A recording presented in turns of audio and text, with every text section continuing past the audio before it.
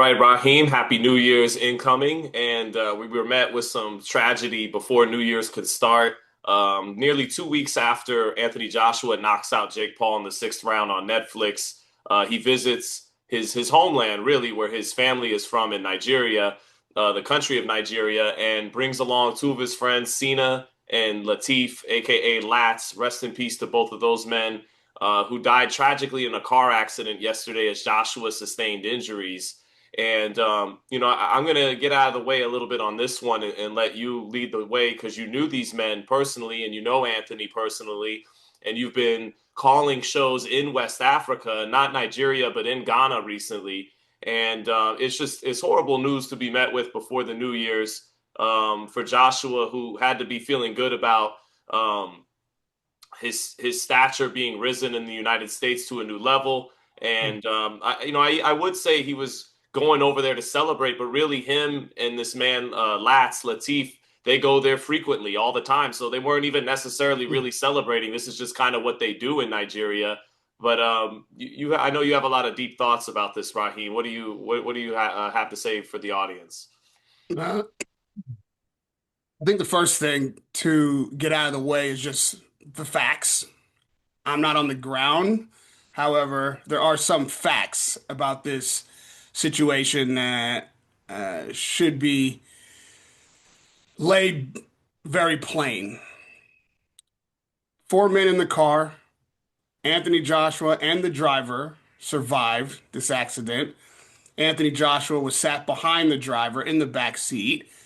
Sitting next to him was one of the men who fatally lost their life in this crash, and sitting next to the driver was the other man. I don't know whether Latif or Cena was in the front or back seat, but if you don't know, they drive on the right side of the road there. So uh, both Joshua and the driver would be on the right side of the car.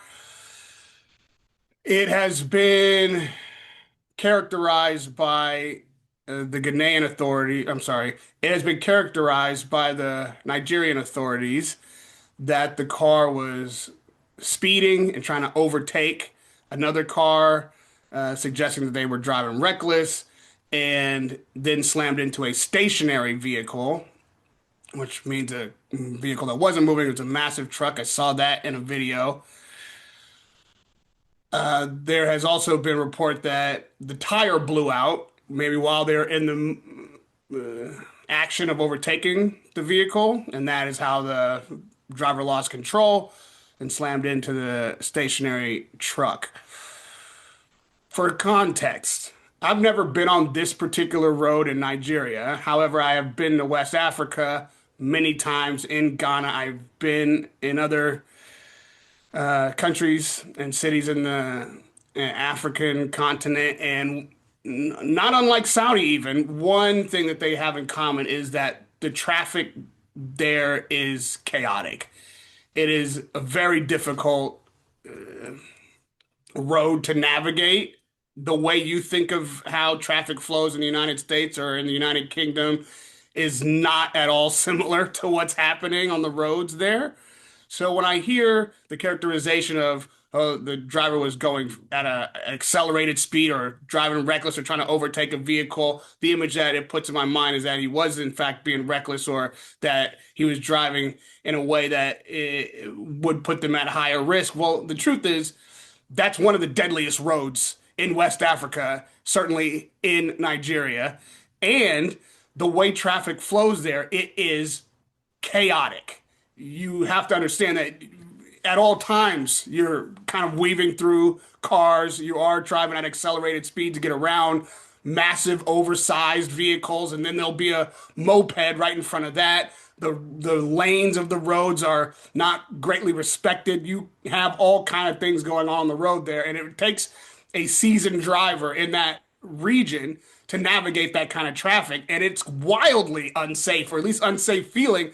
I've been in many, many cars at many, many times where I felt like are we gonna survive this? This, it makes you very nervous because this is not how I'm used to traffic flowing. However, those who live there are accustomed to it. They seem to have a flow with it. They know what they're doing. But I mean, to tell you, cars are passing each other within inches. You constantly think somebody's about to hit. There's a lot of times pedestrians weaving through. Like I said, motorcycles, mopeds. It's very difficult terrain in that sense. And so I just don't want people to get an impression like this is the normal kind of flow of traffic you might see in the Western world or even in some European countries. Uh, so that said, this is all that we really know. What I've seen a lot of on the internet, which is going to surprise no one, is speculation, innuendo, full-blown conspiracy theories, a lot of nonsense, and I think really disrespectful kind of grandstanding and opportunistic clickbaiting about just bullshit.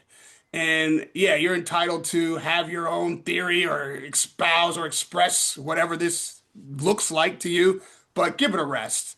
You know what I mean? Like, have a bit of dignity, respect, at least some kind of character or integrity about yourself, and don't just consume any and everything or engage any and every kind of nonsensical, clickbaity, um, really just disrespectful kind of garbage.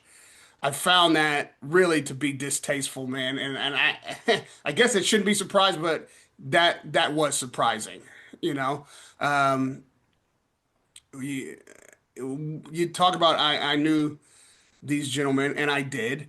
They weren't great friends in Latif and Sina, but they were acquaintances. I'd say I knew Latif better than Sina for sure.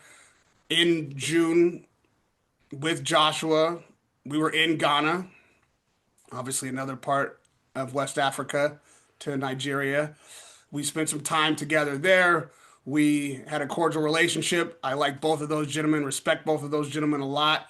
And all I can say is I am witness to how close Anthony Joshua was to both of those gentlemen. Those are his really, really good friends. Obviously, I know Joshua better than the other two. However, I witnessed just how close they are. These were really fantastic guys. It is not lost on me how, of course, when a celebrity is involved, that is going to be the focus. However, thank God Joshua walked away from this without life-threatening injuries. We don't know this what he has in fact sustained, but we know that it's not life-threatening, and these two men have lost their lives. I don't want them to be lost in the headlines as just also died, or just two others. These are men with families, with lives, with hopes and dreams, accomplishments, men of character and stature. They were great friends to Joshua. This is going to be a great loss for him to deal with moving forward. And so, just in the wake of this, let's all remind ourselves that we're dealing with humans and that this is a real thing that happened. This isn't some Jake Paul orchestrated conspiracy or somebody controlling the vehicle from a satellite or any of that shit. Those roads are treacherous. That's a dangerous road. It's a very difficult kind of traffic to navigate. And what happened there, sadly, actually isn't all that uncommon where it happened. And those are the things I just wanted to lay out initially. I'm gonna let you jump in on this topic first because obviously I have more to say about that. I don't want to go on and on too much without having your take on this. But in the wake of the previous weekend, I think it is a good time to reflect on all that happened that weekend of the Joshua Jake Paul fight. Joshua, Jake Paul, um, Andrew Tate, his fight. There was something going on that week, I think, that was very significant in the sport of boxing because there was a lot of different elements at play. The fight that I was at in Ghana, and then the next day in Nigeria, there was a fight. And so those four fights all taking place in the span of 3 days really encapsulates where we are, I believe, in the sport. And I'd like to give a little time to think about what all that means in the wake of this tragedy. But I haven't heard your post-fight Joshua Paul take. I know this isn't really your bag, but since we're in it, Mhm. I would like to get your take on it. Well, I'll get the ugly out the way first. Unfortunately, I would say that Raheem, and I'll wear the charges. Well-adjusted adults like yourself and others would say I wear some of those charges with some of those conspiracy thoughts going through my mind. That doesn't mean I full bore would believe them or commit to them or am married to that kind of stuff, but yeah, I'd be lying. I want to always keep it real with our audience. That stuff does go through my mind about when it's involving hundreds of millions of dollars and what we call kind of the elite level of society and all. But like you said, it would be disrespectful to go down a speculative rabbit hole about that kind of stuff. And so instead, just looking at Latif's Instagram page and seeing a man who transformed his body, was on the rise in his life of his own career, and again was going to Nigeria all the time with Joshua. Um, it's just a shame to lose a young man like that who was in the prime of his life and his career and seemingly things going up with his number one client who was helping change his life. And not as familiar on Cena's background, but again, like you said, I just don't want those guys to be a footnote in a story of Anthony Joshua being injured. And may God rest both of their souls. And briefly too, I don't want to get too deep and political, but when you talk about the infrastructure of a place like Nigeria, it breaks my heart that someone like Anthony Joshua, who's a superstar, born and raised in the UK, but remembers his roots, remember where he comes from in Nigeria. I don't want Nigeria to just get all the rap for a chaotic infrastructure when it comes to their traffic. My knowledge of this kind of stuff certainly isn't deep or extensive, but from the rough outline that I know geopolitically about this stuff, Africa, which is, we all know the history of the slave trade and whatnot, but Africa, which is resource rich, has essentially been pillaged by the West and abroad of the rest of the world a lot. Not, primarily, I would think the West, but abroad too. And it's unfortunate that a country that is the motherland that has produced so much talent abroad. I mean, even Floyd Mayweather found out he is primarily of Nigerian descent. It's a shame that not a lot of it not due to a lot of it due to external forces that they're left with the infrastructure they're left. And I point that out so it's not just like, oh, you go to Africa and things like this happen, to provide a deeper, broader context over centuries. A lot of that has been thrusted upon a place like Africa, West Africa in particular, obviously, from external forces. And I only bring up this to show people, I guess, my political objectivity. I understand right now that's in the midst of the United States and these viral videos coming out of Minnesota with money laundering and the Somalian children facilities. And again, I only bring that up so they don't look at me, Raheem, like I'm just this long-haired white guy trying to score virtue signaling points. I'll acknowledge both aisles of the political spectrum there and even get to that later on with what happened with Jake Paul and Andrew Tate in one weekend. But it's just really unfortunate and heartbreaking that you get a man, a superstar, a champion like Anthony Joshua, always trying to stick to his roots and visit his people. And something like this happens, and I think it bears context that okay, that chaotic infrastructure you're talking about with the traffic, well, a lot of countries would be like that if the rest of the world was seeking their resources and taking advantage of the region of the world. So, that's unfortunate. And again, rest in peace to the two men who lost their lives. As for Anthony, he is increasingly over the years, at one point, um, he's been searching for more and more intellectual depth and has been more. I think you would agree, right? I mean, Anthony a lot better having covered him for many years overseas. I haven't had nearly the rapport with him that you have being always here in the United States, but has he not been increasingly introspective and searching for that depth to him. And it's it's unfortunate. I mean, it's an understatement, but I think that's only going to increase even more so after this tragedy.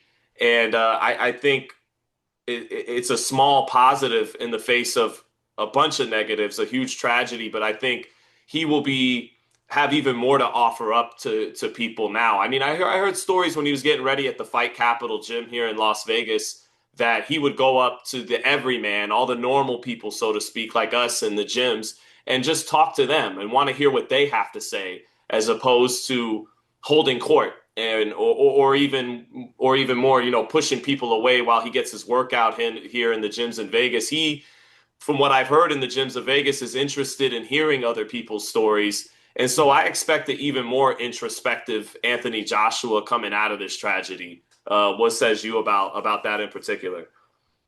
Well, he's maturing.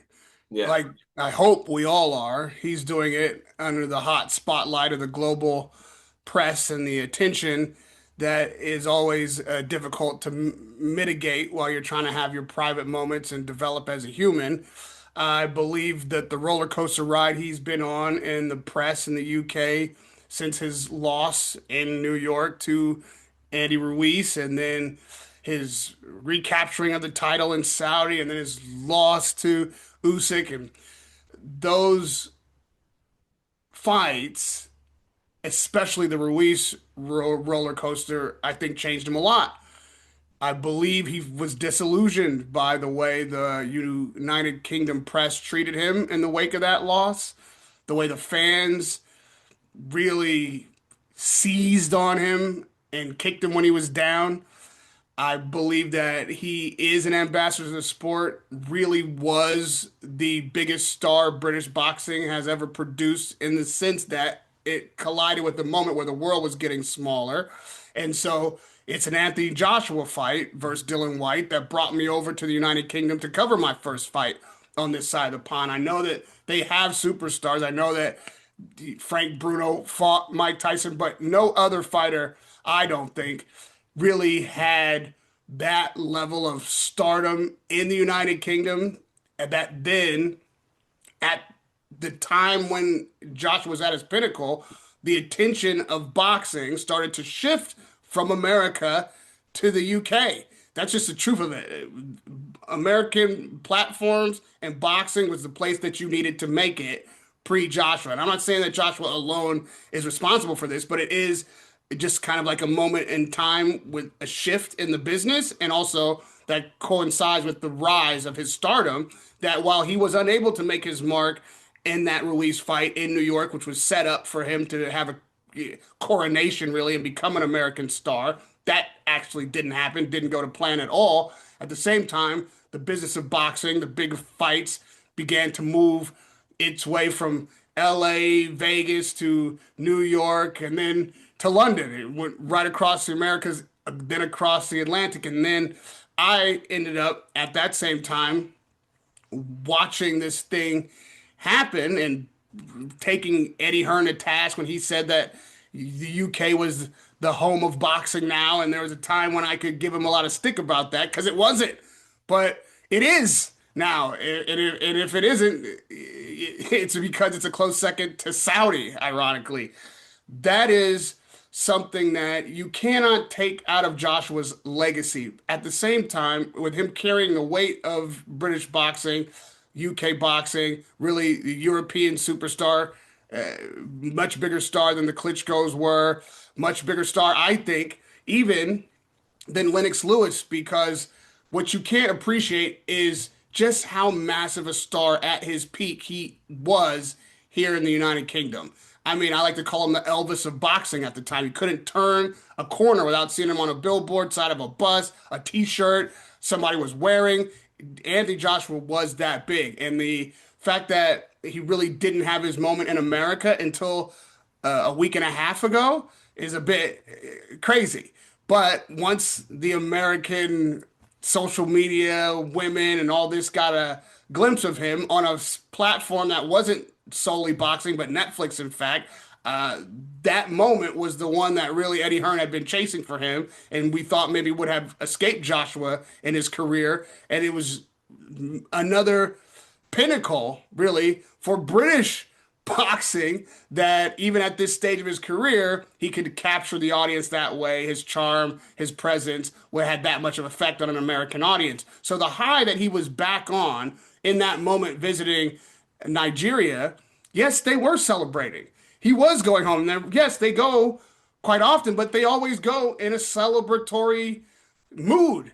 It's going home. People gave him a lot of stick on this side of the pond for putting the Nigerian flag up when he was in the ring with Jake Paul. That's his home. That's his heritage. He's not denying the British roots that he has. He was born in England. I don't think he has any issue with that, but he wanted to represent the home of his heritage. And the way that the British press responded to that and the kind of needle, as they would say over here, that they gave him is really indicative, I think, of the shortcoming of the British press here and the kind of criticism and the small nature of the journalists here that want to take him to task with that. Because when he was down, when he was in the wake of defeat against Andy Ruiz, they were dogpiling him. They weren't holding him up as their British champion, their ambassador, thanking him for all that he did for the sport and the attention that he brought to this region for boxers up and down the fight card. No, that wasn't the attitude. And now that he has this super big moment on the stage in America, he wants to represent the homeland of his heritage, and all of a sudden they want to claim him and act as if he's done some disrespect for them. Those kind of things are something that it's difficult for a man to wrestle with and to put into context and to keep into check as you perform in front of the world stage and define yourself as a champion and ambassador. I think all that was in his head. I think it was an incredibly celebratory moment that this tragedy struck. And I say all that to say, just imagine the emotional content going forward, having to deal with, heal through, and mentally be fit before you can even think about boxing again or worry about what I have to say about it or this Daily News or Daily Mail or this BBC or whomever has to chime in now on what's happening. It's certainly these internet, what I consider trolls. Anthony Joshua has at this moment a human experience that we should all respect.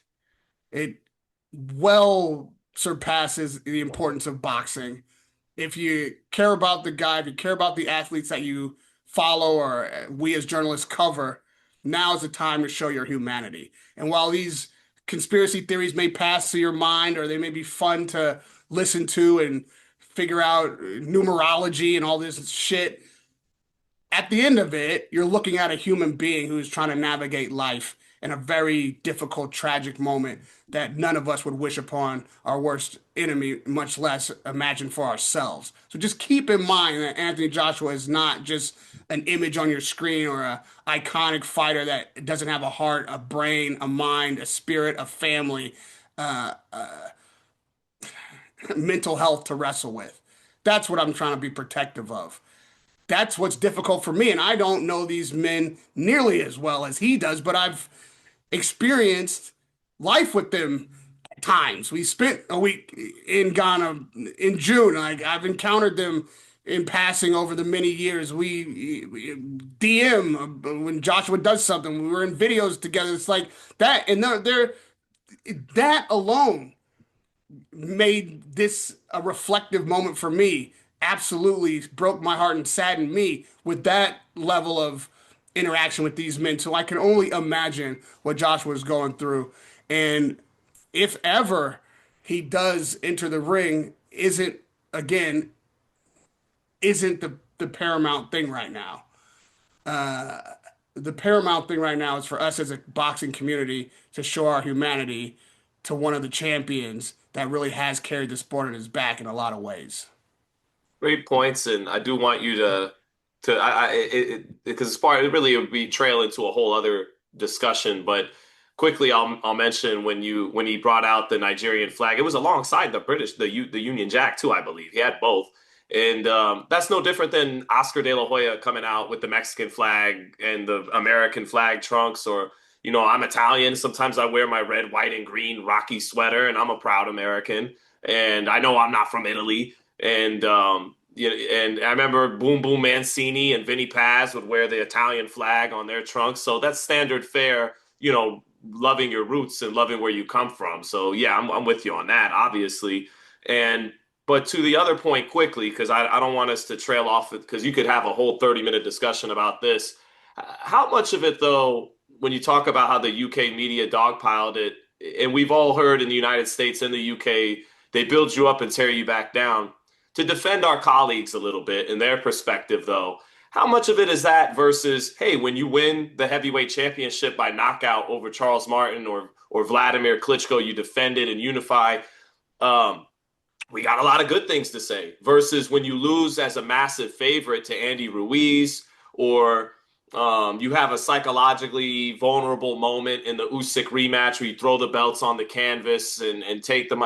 How much of it is fair game? It's not that they're tearing you down. It's that there's something to criticize, and they have to, just as they praise you, they have to criticize you. And it's not so much they build you up and they tear you back down. Where's the fair game there? Where's the fair line? There is some fairness in what you're saying, but the press is global.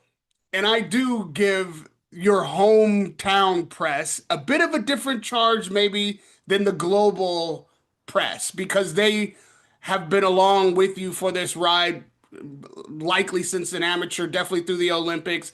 And while you can absolutely criticize somebody's performance, when that individual has carried the sport on his back and been a great ambassador for the sport, which brought you big enough fights as a journalist to cover and elevated your career and the ability to cover his stardom, I think you owe him just a little bit of deference, at least to mention alongside that this is a difficult moment for him as an athlete professionally or in a performance, what a great sportsman he's been or ambassador he's been, or point out some of the positives. And just like your hometown crowd, like if you lose a fight, yeah, you expect the audience, or at least the audience should, clap it up for the guy who won. But also, you don't want to get booed at home. Like, there's going to be plenty of people around the world that boo you because they have no allegiance or no relationship with you. But those who do have a relationship with you, I think your hometown crowd, if you will, or your hometown journalist should give some added context to who you are, to at least talk about the character that you have, give some encouragement, even in the sense that, hey, we believe this guy can come back from this moment. Hey, that was a difficult mental moment that he had in the Joshua fight. Doesn't mean, oh, he's washed, he's a bum, he never really was this or that. They just hit him so hard and so relentlessly that you wouldn't even know that he was from there.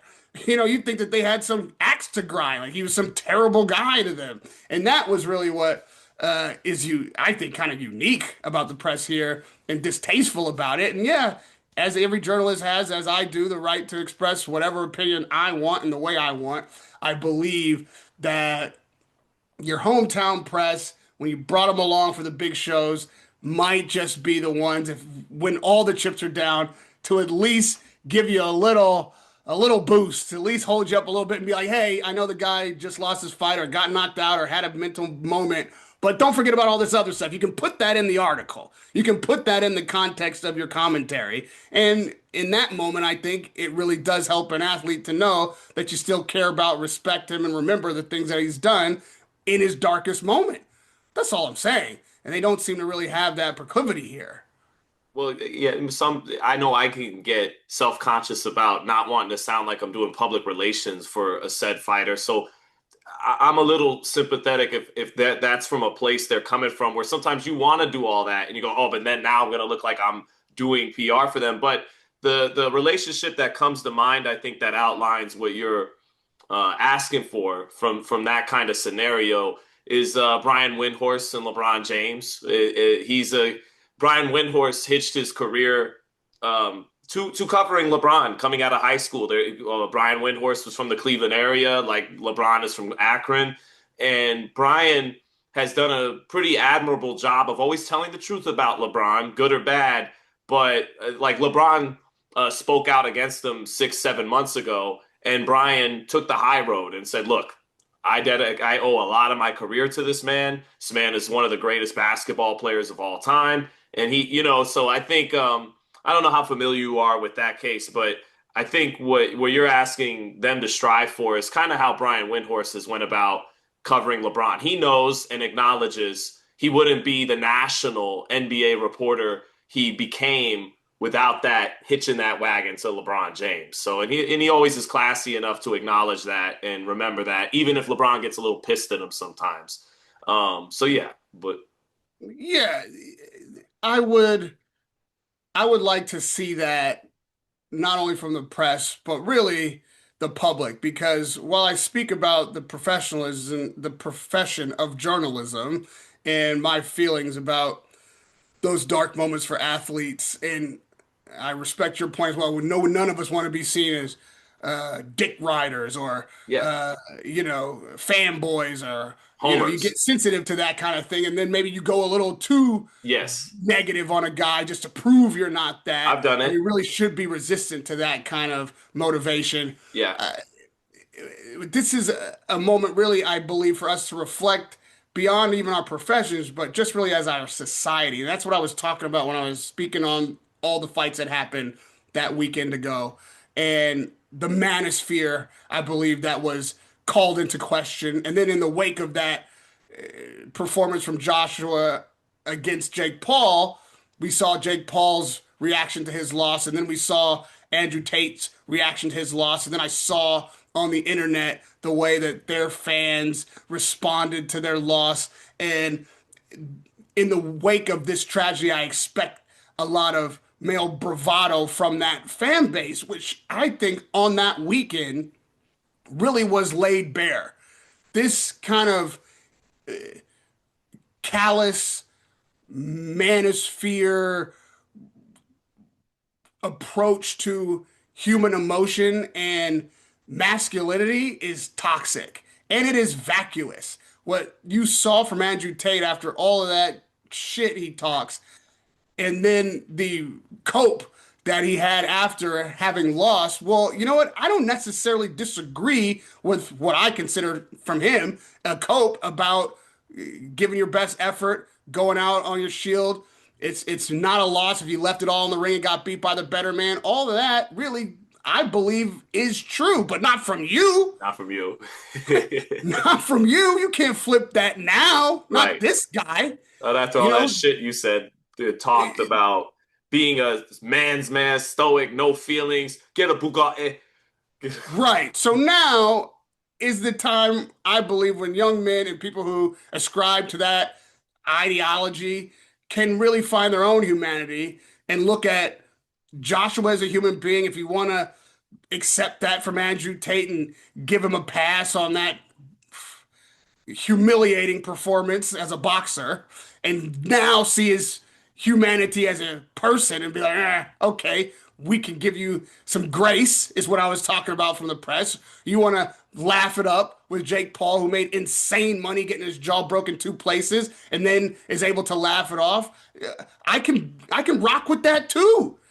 Just chill on the I'm gonna kill him, Ariel. Like, give me just a little bit of integrity in victory and compassion and empathy when you're on top and when you're winning, so that when it isn't you raising your hand at the end, or if it is you who has been knocked out and busted up, or if it is you who's embarrassed yourself as a boxer while you're out there giving tutorials on how to fight and then getting your ass whooped by, at best, a novice boxer, we can give you that same grace. Extend it when you're on top. So when it's your moment, we're not in the habit of kicking guys when they're down, and can convey that same kind of grace and empathy to another guy who's going through something, and it's not feminine or weak to express emotion or to admit that you have been bested by somebody else and you'll have to come back again. It's not anything disgraceful about admitting defeat. You've been beaten. Okay. or And yes, if you vulnerability. left it all out there, then that gives you something to build on the way back. But you don't extend that kind of grace to your fellow man when you're on top, but you expect it when you're on the bottom. That is what I'm talking about. That is what I hope we can all learn from in this moment and move past and grow through as a society, but as men in particular. Did he offer that grace and compassion to those girls whose ass he was whooping in Romania? Some of this is on footage. Do you know what I mean? Did and to Jake Paul, who handled his loss a lot more like a man than Andrew Tate in holding them to that standard. I give Jake Paul credit. He handled his loss like more of a G than Andrew Tate did. But even him too, did he afford that grace when he talked shit about Clarissa Shields losing her first MMA fight? He called her a loser. He told Bruce Carrington, "I make more money taking a shit than you have in your whole life." Did he afford that grace when he finds somebody in his crosshairs? You know what I mean? Like Clarissa Shields is the greatest female fighter of all time, at least accomplishments wise, hardware wise, and he called her a loser. So if she's a loser and she's the greatest at what she's ever done, arguably, in my opinion, she is. But I understand Katie Taylor, Amanda. So there's some other names that people would disagree and put their name forth. But when arguably the greatest that she's at somebody's craft, you call her a loser. So why do I gotta shower you with praise? I've seen fighters um, who've been a lot greater. Oscar De La Hoya running the last 3 rounds against Felix Trinidad, getting dragged by the whole world. He had to take that on the chin. So, and you made a lot more money and accomplished a lot less in one night than he did for doing that. So, and then his mother even complaining about Eddie Hearn after the fight. And it's like, do you know how much shit your son has talked to the whole boxing world, to everybody? He's made a career out of doing that stuff. I understand moms, all bets are off. You like, that's my baby, and I understand that. And again, Jake fought a much better fight against Anthony Joshua than I ever could. That's for sure. To give him that due, but and he does have balls for getting in there. But guys have shown a lot bigger balls and gotten a lot less credit than he got from a lot of people for his performance in that. Um, and so when we talk about the societal thing of it, I actually regretted to a large degree even ever entertaining or giving that fight energy. And that's why I didn't do one of my lives. I didn't tweet about it. This is our first time speaking about it just before the year ends, right? And I looked at that as I was talking earlier about the West and everything, and how they along with the world abroad, a lot of other places too beyond just the West, have pillaged a place like West Africa and helped thrust them into the circumstances they're in that leads to that chaotic traffic that got Joshua in the accident he got into. Uh, in late Rome, which of course the United States is always compared to, and again, I love my country. If the West is collapsing or the United States is collapsing, I'm like the dude on the Titanic. I'm gonna go down with the ship, right? But because it's been good to me, and I'm grateful for that, and grateful for the ideas that made, whether they've always been executed or held up to said ideas. I'm grateful for the ideas that the United States on paper is supposed to stand for and has at times stood for. Um, but that being said, in late Rome, they called a lot of the spectacles in the Roman Colosseum breads and circuses. They served as a distraction as the empire was beginning to crumble, and then eventually did crumble. And that this felt very much like the Roman breads and circuses, this Joshua Jake Paul stuff.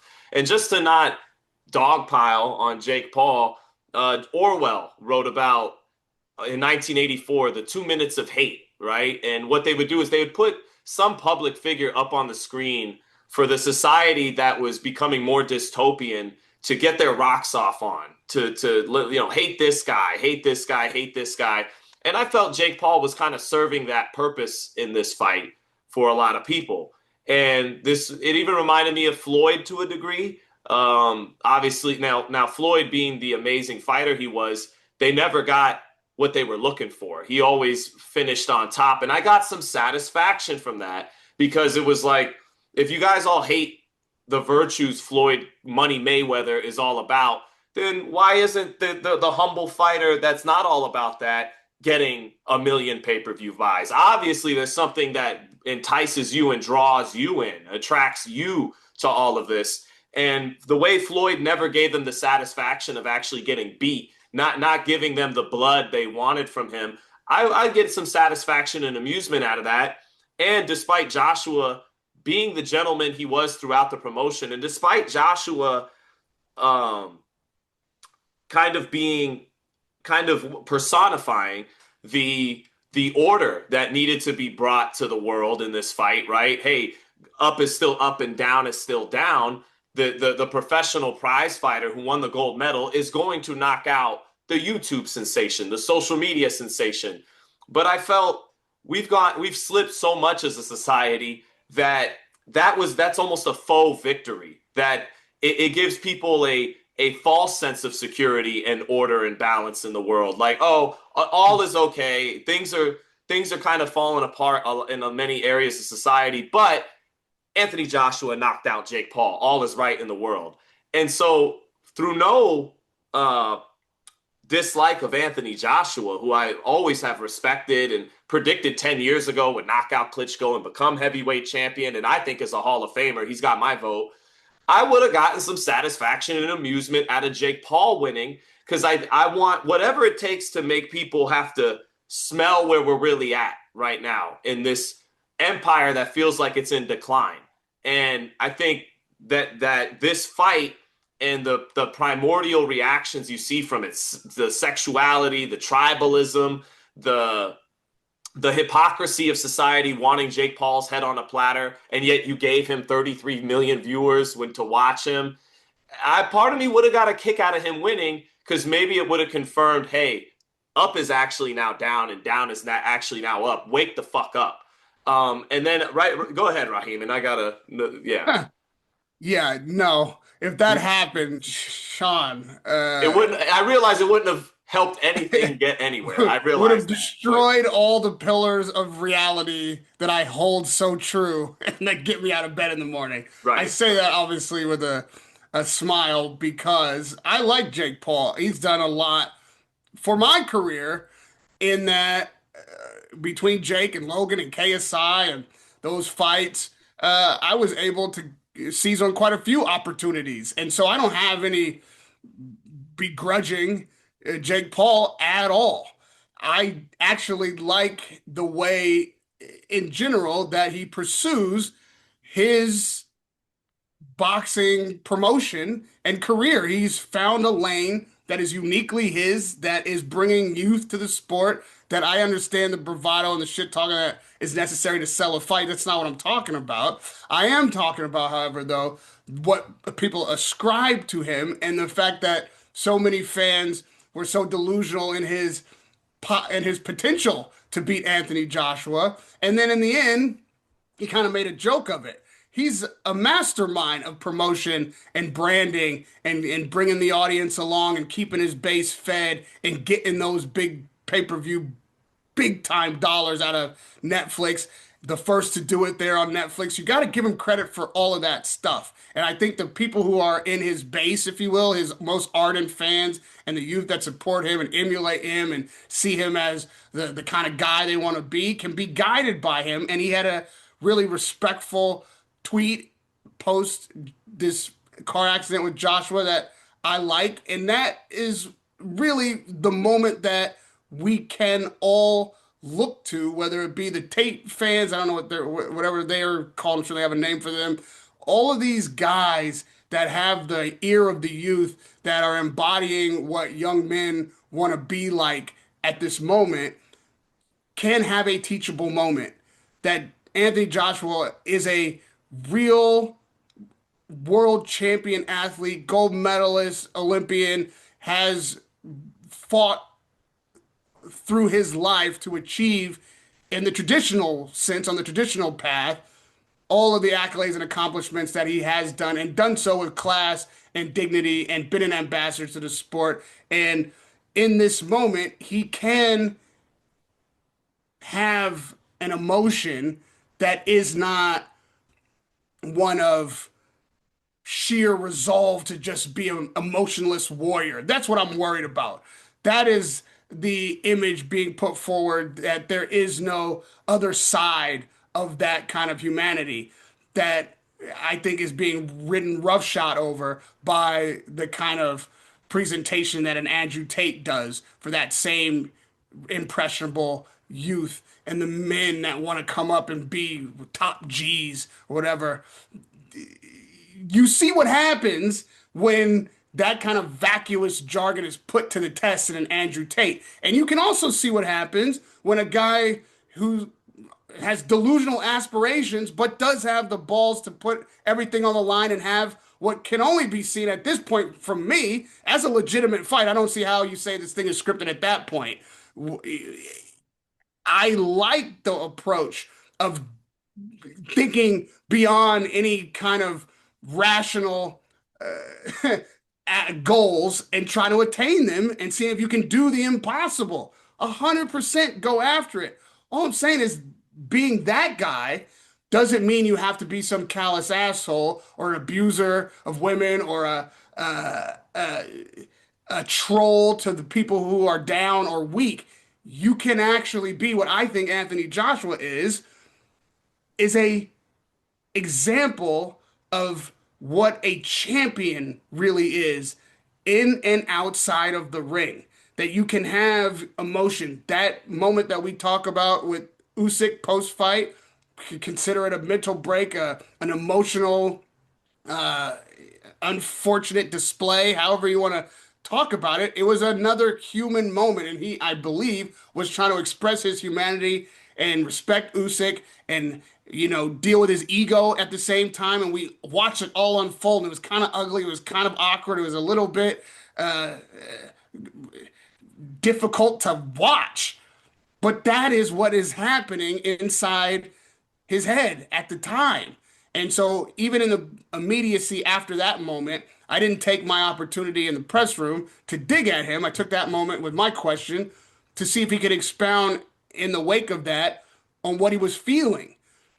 This is what I'm saying. You're allowed to have these feelings. And if you present yourself in the way that Andrew Tate has, and then when you are feeling something like defeat, when you are down, when you have to deal with your own humanity and shortcomings, and you're not top G on the night, you got nowhere to go if you're that guy. All of that shit from him is embarrassing because I don't take any of it as sincere, and I can't accept it because of the way you were when you were on top and you had yet actually been put to the test in the modern day with all this nonsense you were purveying to the youth. That's why it's hard for me to find grace for that guy in this moment. I hope moving forward that changes maybe who he is in the way his base sees him so that they can be better men for it. He can be a better man for it. I can be a better man for it. I can remind myself of those moments when maybe I'm flying too high or feel like I'm on top or I'm untouchable and I want to kick the little guy or troll somebody who is weak, and I'll reflect on that and be better for it myself.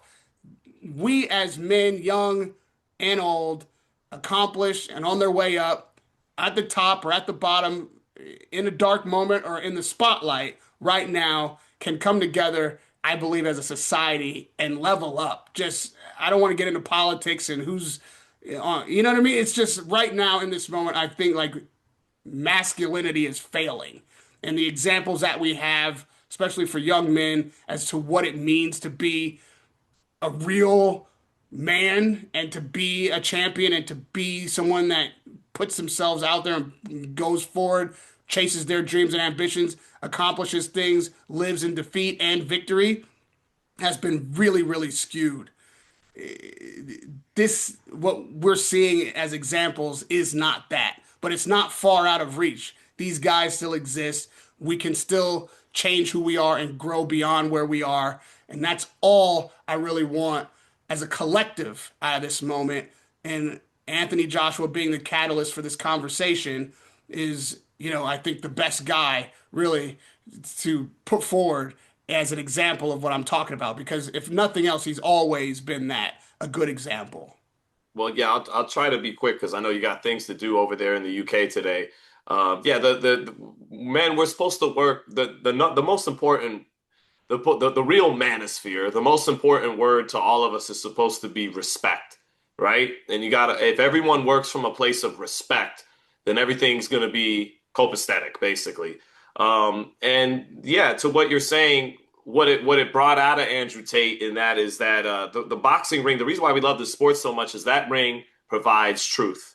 The truth, you can't run from it. What's gonna go happen in that ring? I mean, you can yeah, you could lay down like Jake LaMotta technically in the Billy Fox fight, or you could get robbed, and there could be a lie in that sense. But more basically, every time the truth is going to come out in the boxing ring, and that's where all his rhetoric couldn't save him, couldn't persuade anybody. That boxing ring is where the truth is going to lie. And to another point though that I think helps highlight my earlier point is, but it's a shame that that's what helped to me, respectfully, it's a shame that that's what the moment it took to elevate you to a place that you should have been years before ever interviewing Logan Paul or Jake Paul. And that's the point I'm getting about what society is attracted to. You should have been a star in boxing media for pressing Floyd Mayweather at the peak of his powers, for pressing Tyson Fury at the peak of his powers, for pressing promoters at the peak of their powers,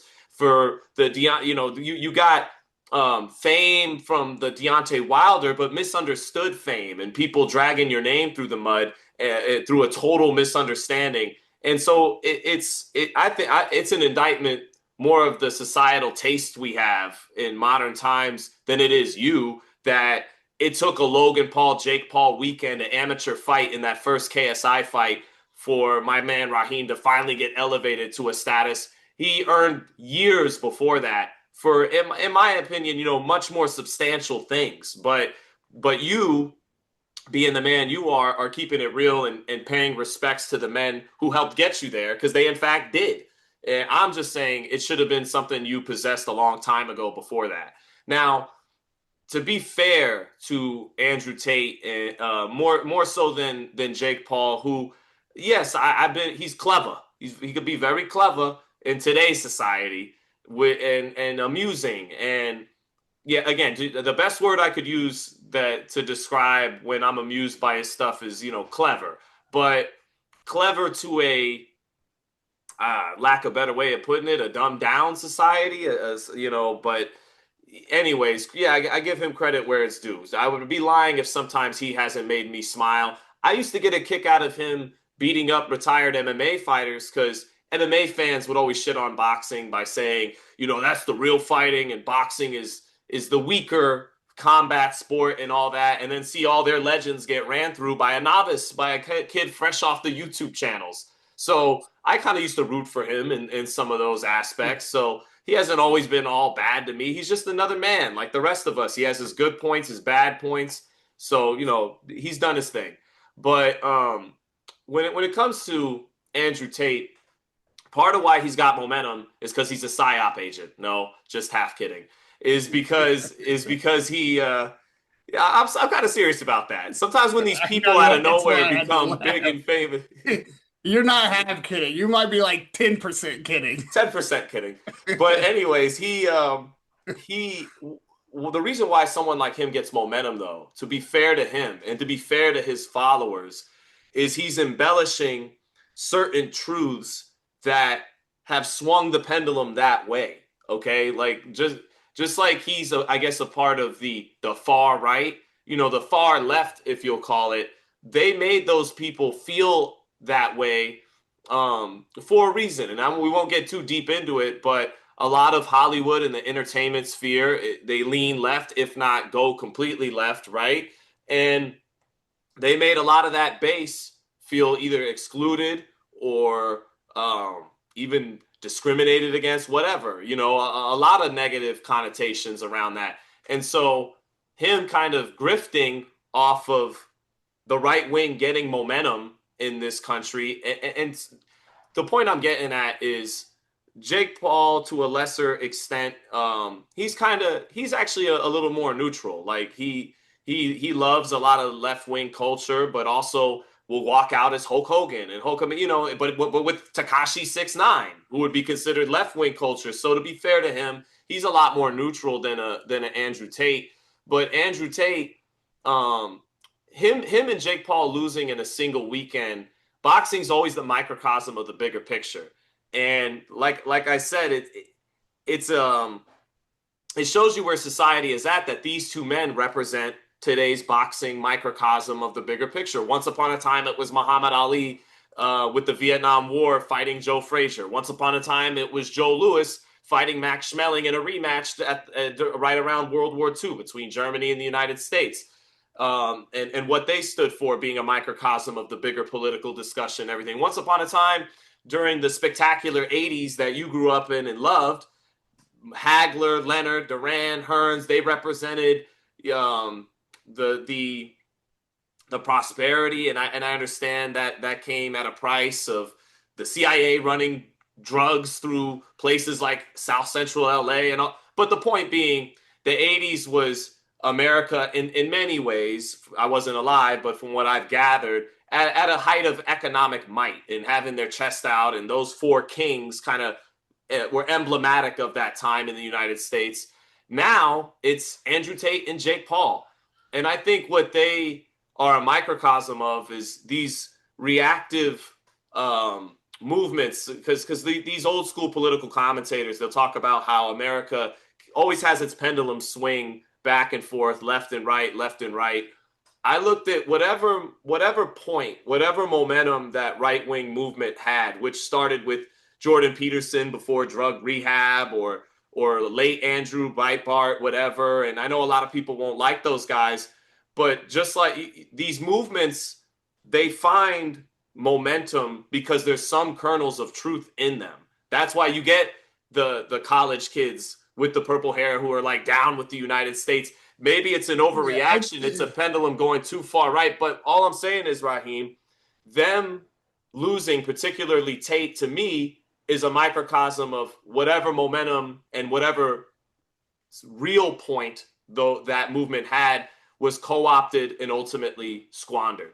And rather than the United States kind of learn from why each pendulum swung where it did at what point and what good there is, what kernels of truth there is to pull from it, unfortunately, over the last couple decades, it ultimately just gets squandered. And that's kind of how I looked at it, to get a little deep there.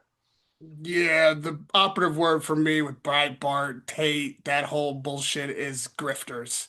Right. Just really disingenuously taking advantage of I think impressionable Breitbart youth was who better than don't have Tate, but life experience to yeah. understand really what they're being fed. And then when reality comes to visit, they want to lean on your sympathies and all of a sudden have empathy for them and be, oh, I just did my best and that's the real win. There's no loss in that. That is absolutely contradicting the nonsense you've been feeding these kids right up until the moment when you needed some grace. But that is not the only takeaway that I want people to have from this moment. And maybe the more important one between you and I is recognizing when I see the loss of life for Latif and Sina, men that I knew didn't know incredibly well, but enough to be personally pained by it and to understand the grief and the period of mourning that Joshua is going through and about to have to reckon with, that to have friends that I've had for so long that are close personal friends I consider a brother like yourself, it makes me appreciate these moments, makes me want to see you in person a little bit more when I get to Vegas, makes me want to appreciate and call up the friends and family that I maybe don't talk to as often as I should, and reminds us of just how fragile life is and how unpredictable each day is. We can't just take these things for granted. As celebratory a moment as Joshua was having with his two friends and the world in a way, this kind of tragedy can strike from absolutely out of nowhere, unpredictably. There's so many things that go into understanding what you mean to other people. And a lot of times we forget that and what people mean to us until it's tragically or unpredictably stripped away.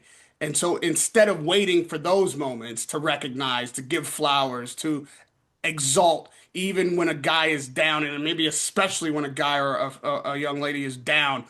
You really, if anything, in this moment, can just be grateful for the people we still have in our lives, the Mhm. example that has been put before us, even in the context of this tragedy, that we really are blessed to still be here today. And those who will be here tomorrow, which is not all of us, should cherish those moments in each other and remind us that all of this is so fragile. It's sports that we're talking about at the end of the day. Maybe that is of great consequence or not. But what is the foundation of our society is each other and showing some empathy for each other, grace for each other, appreciation for each other. And then maybe if we grow together as men, women, and a collective society, we can really better everybody's lot at once. We don't all have to be the same, but we do all have to live here together for as long as God's grace gives us that opportunity. So let's appreciate it. Let's appreciate each other and just remind yourself and those around you how much you love them and how much you appreciate the love from them. We're sitting here together, and that is the message I want to give to you because I love you like a brother. I appreciate you in my life, and I'm happy to be in your life and accepted in your life and to contribute whatever I can to that. So this has been a moment of growth for me. It's going to be a lot of pain going forward for those who are very close to these men and that we all have to reconcile with. However, even this, in a sense, is a blessing if it gives us a bit more appreciation for those who we still have and who we can still cherish and express that love to. I love you too, Raheem, and it's a beautiful and the bright point, the great point to make because if any of us were thrusted with this tragedy, you'd be forced to come to grips with the kind of feelings you're trying to have us come to grips with, despite it not actually happening to us. But if it did happen to any of us, you'd be forced to feel these kinds of things that you're talking about. So I think it's a beautiful point, and I love you too, big homie. So thank you for your time.